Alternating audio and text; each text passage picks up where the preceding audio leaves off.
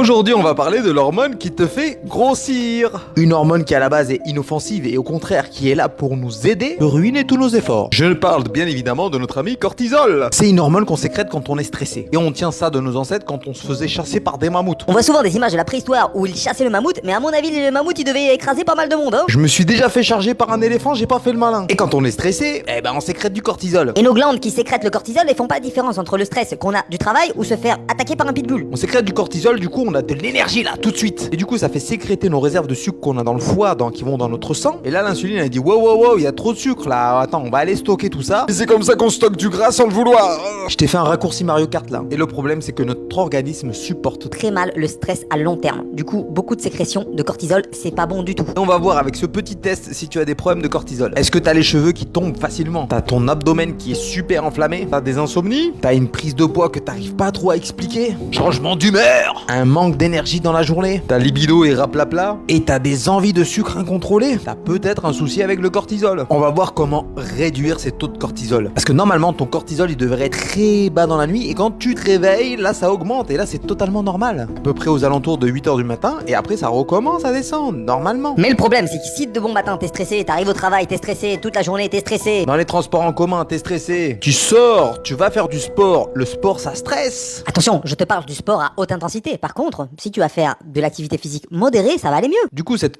accumulation de stress, c'est là où t'as des taux de cortisol complètement déréglés. Mais bon, tu peux baisser tes taux de cortisol naturellement en mangeant des aliments riches en oméga 3. On en a déjà parlé, tu peux te supplémenter aussi en oméga 3. Tu sais où en trouver, lien dans ma bio. Tu as moins 10% avec le code Banana Gang. Je te l'ai dit, la marche à pied, ça peut être cool pour se relaxer. Le yoga, par exemple, aussi, c'est cool pour se relaxer. Écouter la musique que t'aimes, ça te relaxe. Les balades en forêt. Bon, je sais pas où t'habites, mais l'ensoleillement, ça t'aide à diminuer tes taux de cortisol. Vitamine D. Essaye de choisir des aliments Anti-inflammatoires. Et si vous voulez une liste d'aliments anti-inflammatoires, mettez-moi anti-inflammatoire dans les commentaires. Voilà, essaye de retrouver des taux de cortisol normal. À bientôt.